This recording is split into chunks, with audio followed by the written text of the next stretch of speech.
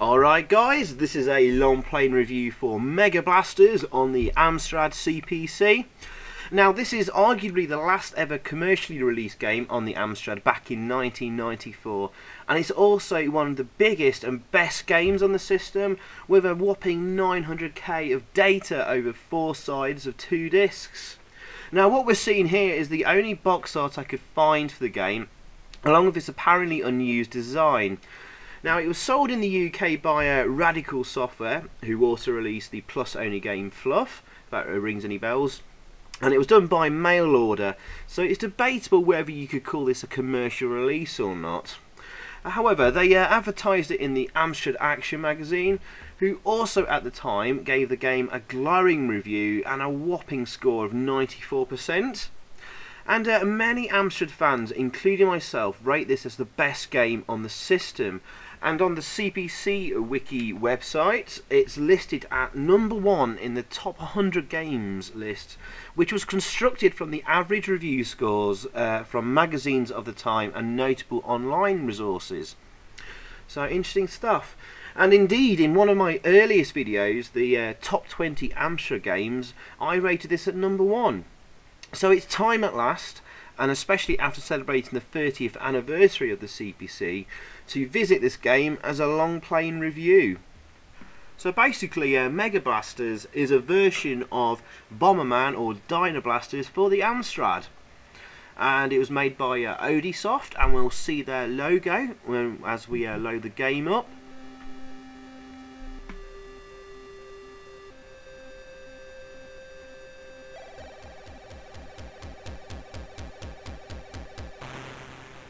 Well, that's pretty cool. More on Odiesoft later in the video, but first we'll boot the game up and have a look at the gorgeous title screen and listen to the lovely music. Here it is. I'll let the music play out for a little bit. But pretty much all the graphics in this game is done in overscan, which is like using the usually unused border around the screen of the Amstrad. You'll see it flashing away when tape games load up, for example, and it takes a very skilled programmer to put graphics in the border, let alone moving sprites and gameplay in the border, and that's called overscan, and we'll see that in use in the game. Just on the options screen here, I think my keyboard is overly sensitive. We're just redefining the keys, and it utilises 2 fire buttons. Woohoo! I'll just have a quick read of the messages there as well. Welcome to the biggest CPC game ever written, about 1 megabyte full of fun. Now 1 megabyte was a lot back in the early 90s, especially for an 8-bit system. 11 worlds to be conquered.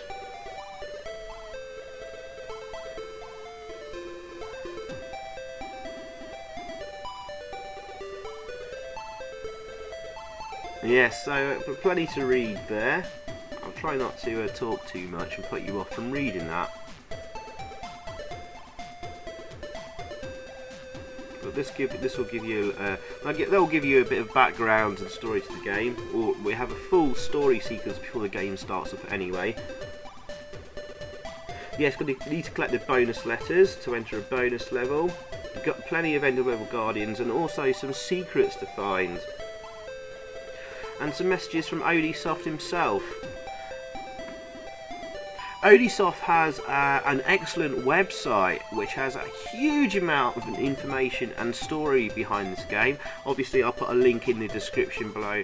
I suggest if you want to find out more about the game, anything you need to find out about the game, you can read from his website. And I won't give away too much of the development history and story behind the game, so I think you can all go and read it better on the website rather than me just jabbering away. And there was a few people involved helping out here and there with bits of graphics and music, but pretty much this game was completely done by Odiesoft, which is his nickname.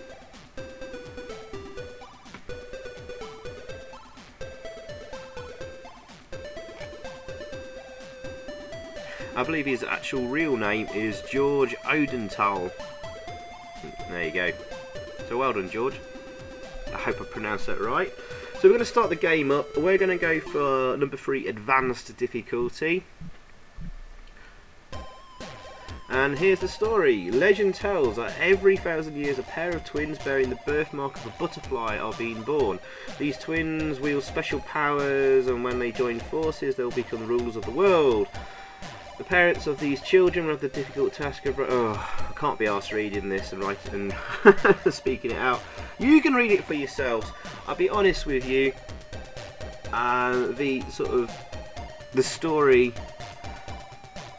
behind the game, for the game, is rather crap and childish, if I'm honest with you. And a bit silly. Obviously you wanted to do a long intro to the game and throw as much in there as possible. Personally, I would have shortened the story somewhat and made it just a little bit more simple. Although it's nice there is sort of a story wrapping around the game. I suppose it improves things when you reach a final boss and you've got some purpose for defeating him. But basically guys, it's Bomberman. I don't think it really needs much of a story. But I like the fact that you bothered to put the effort in to do a sort of a big story. There's several more screens to go through, by the way guys, sorry. I like to, because it is kind of a long play video, I'll try and include everything in the game. But yeah, he's gone to a huge amount of effort with lots of neat little things. You can see some gorgeous use of colours and graphics here as well. And the music's excellent as well, yeah. Now, this video, I'm going to be doing it in several parts, because it's actually quite a long game. And I thought it'd be kind of fun to do a part, do a couple of other long play videos or whatever, and then come back and do the next part of the game. Hopefully you'll be looking forward to seeing what happens next. I think if I did it all in one part, it would be a very, very long video indeed. Probably well over an hour long, I would expect.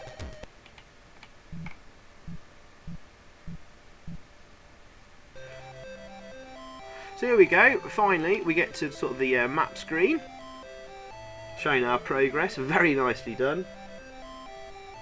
And we're going to enter the first world, which isn't actually classed as World 1, it's actually just called the Box of Toys. It's kind of like a introduction to the game.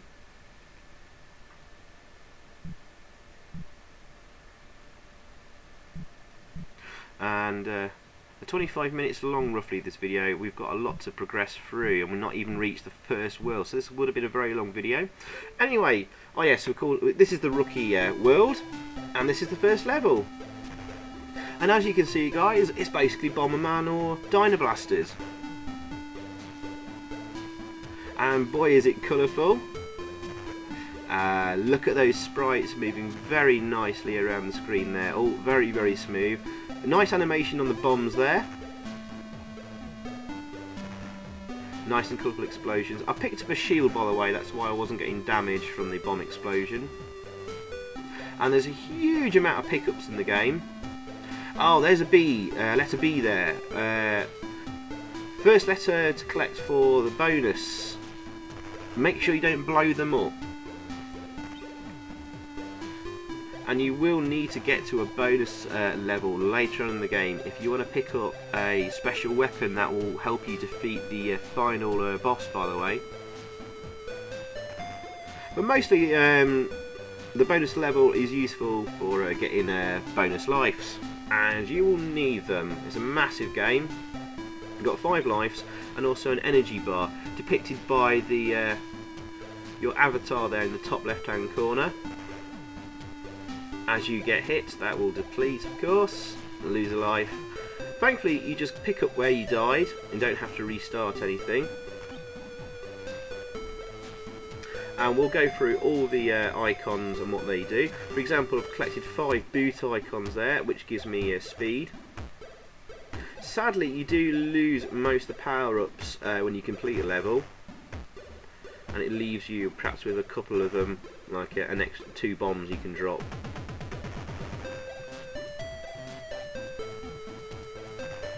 But as you can see, guys, if you've seen and played Bomberman or Dynablasters before, I'm sure most of you have.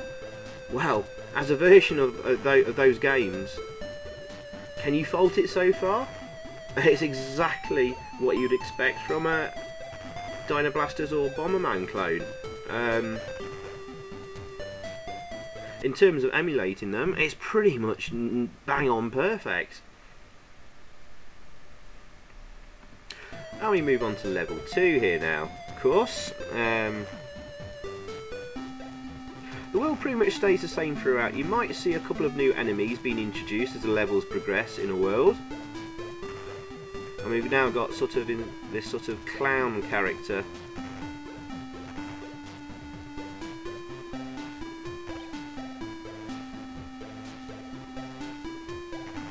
Okay, so we've got a few icons there. The sand timer we picked up there pauses the enemies and freezes them on the spot. We picked up a flame icon there. There's a singular flame icon we just picked up there. That will increase your flame power by 1. And there's another flame icon you pick up that has sort of 3 little mini flames. I think there it is on the left hand side. That will massively increase the range, of course.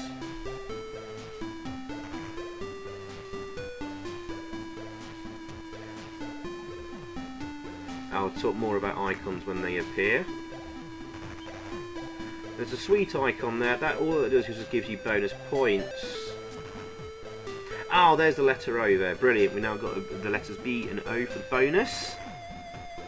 You don't have to get rid of all the blocks on a level, but you certainly want to find a few power-ups and the bonus letters.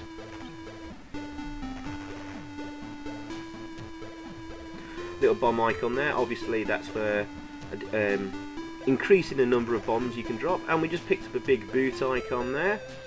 You need to pick up about 5 of them to increase your speed. But sometimes there'll be a boot icon with like an icon of like 2 little boots or whatever. You need to collect, that will obviously double up the number of boots you've already collected, and you need to collect 5 before you get your speed increase. Hope that makes sense. Now we've got a new enemy here. Watch out for that sort of little crab-like creature, he looks kind of like, in the top there. Walk in front of him and he will zip down the screen. And there's also a train there. Actually, I think that one at the top there is a train as well. As you can see, he zips in front of you as soon as you walk in front. But you can, if you're quick, you can usually trap him. You might want to get rid of them first, just to give you a bit of a breathing room. Now, I'd like to be dashing around like a mad thing in this long play, but it actually pays to take care and patience in the game, which might mean it takes a long time for me to clear a level. But it's so easy to make a mistake in Megablasters, as it is in Bomberman or Dynablasters. I remember I was rubbish at Dynablasters as a kid. I think I had Dynablasters on the Nintendo Game Boy actually, and I loved it. But I was crap at it because I just loved charging around too much, dropping bombs willy-nilly, and making huge explosions across the screen, and I'd often just kill myself. You do need a little bit of patience, and perhaps you will as well watching the video, because it's going to be quite long. But it's going to be worth it, guys. There's lots of little hidden things. There's also on each world a hidden secret level, which I will show you. I'm going to show you all the hidden things in this long play and how you get to them. And I believe the hidden secret level on this world is to be found on level 5, I think.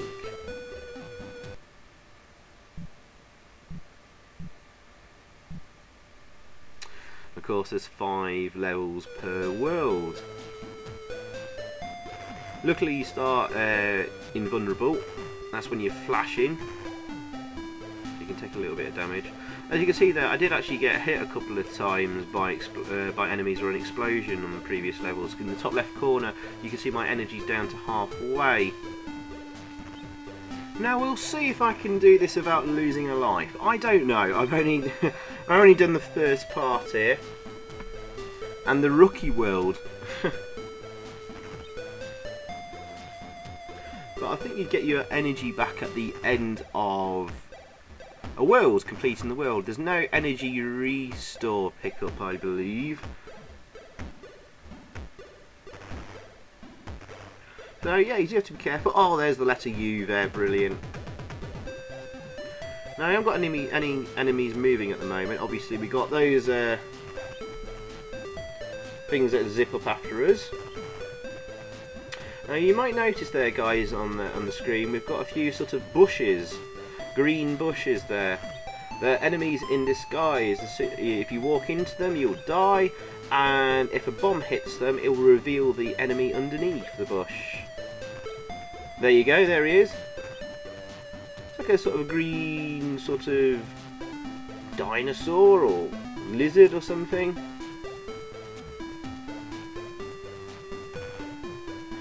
Now often some of the enemies that move about fast around the screen, their movements can be seemingly quite random, but they do in places get stuck in a loop going back and forth for certain routes, which you can exploit, as I'm doing here. Now again, I'm sorry guys, I'm taking my time on the level. I'm just dispatching them pretty much one by one. Oh, there's a remote control icon, very useful. This is where the second fire button comes into play. You use the second fire button to detonate the bomb.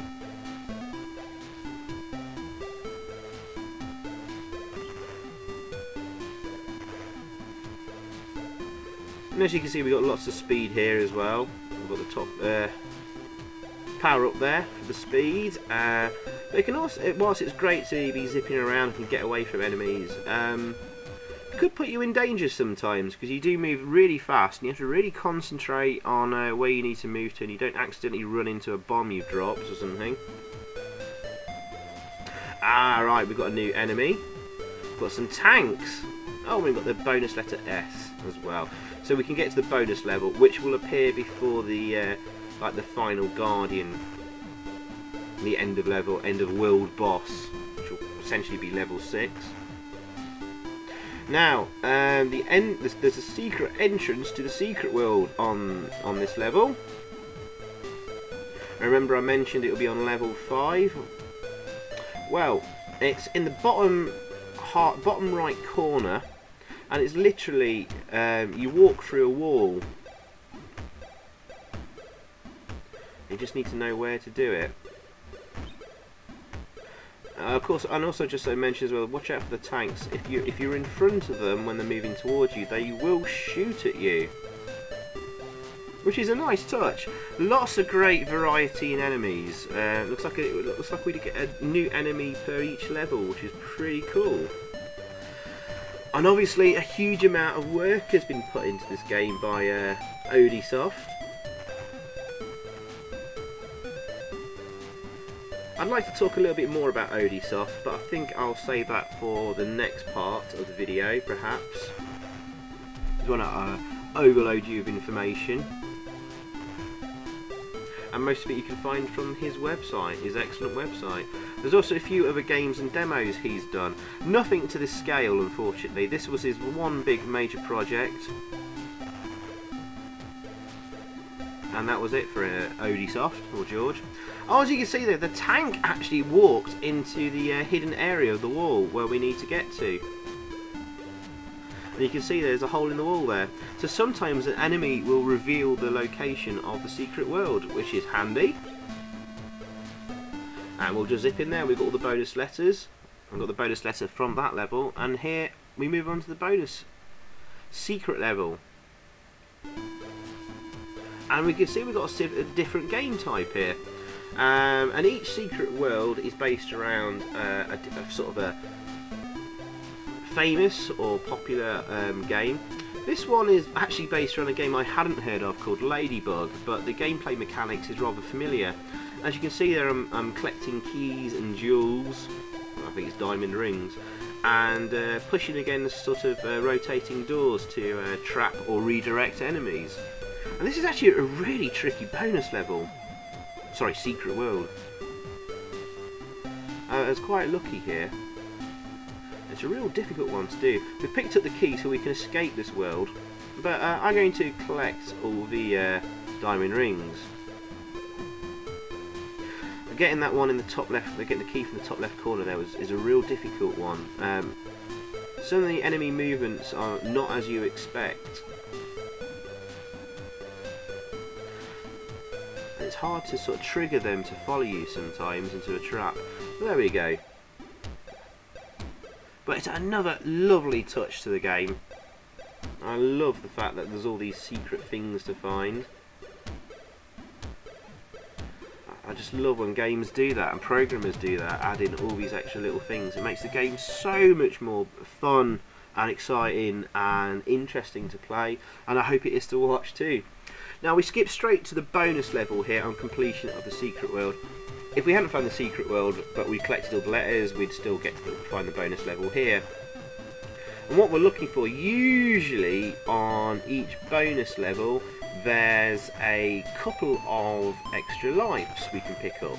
We just need to find them. We've got a clock ticking down there on the top right corner there. And it's pretty much...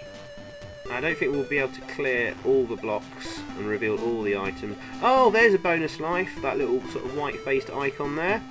And now we've got 7 lives, awesome. It should be maybe one more on the bonus level to find. And of course, any power-ups you pick up here can be used against the boss encounter, which will be next, and they will stay with you for that. So it is actually quite important that you get to the bonus level. Oh yeah, there was the second bonus life, so we've main mission accomplished on here. We've got about 30 seconds left. Cool, cluster of bombs there we picked up. We can drop loads of bombs now. Extending our flame, brilliant. Really, we just need to speed up now, which are the boot icons. 5 of the small ones, or a couple of the large ones. I have a small one. There we go, brilliant. We've got just what we needed just in time. And now we face the final level of this world, the boss encounter, and this time, well, here we're playing against a well, a snake. Very nicely done it is too. That little shield icon there is gives you temporary invulnerability.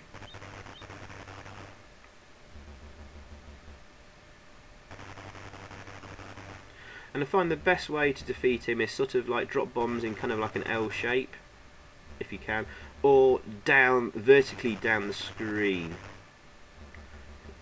Seems to give the most maximum impact. There we go, look at that, loads of hits. And as he gets hit more, he should start changing colour. In the true tradition of end of level guardians, when they sort of change colour or start flashing or whatever.